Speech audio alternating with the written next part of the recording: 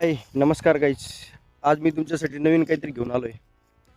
तर तुमच्यापाशी बैल, गाय, गोरं, वासरं, शेळी हे सगळं जनावर असतील, तर तुम्हाला मी सांगतो त्यांना कसं चारायचं. हे पहा, माझ्यापाशी एक गाय आहे, एक बैल आहे आणि एक वासरू आहे. मी त्यांना कसं चारतो ते तुम्ही पाहू शकता. आणि तुमच्यापाशी पण असेल ते तुम्हाला कसं चारायचं हे तुम्हाला मी दाखवतो. हे पहा, आता ही एवढं मोठं जंगल आहे. माझ्या पाठीमागे जे दिसतंय हे सगळ्यात मोठं जंगल आहे.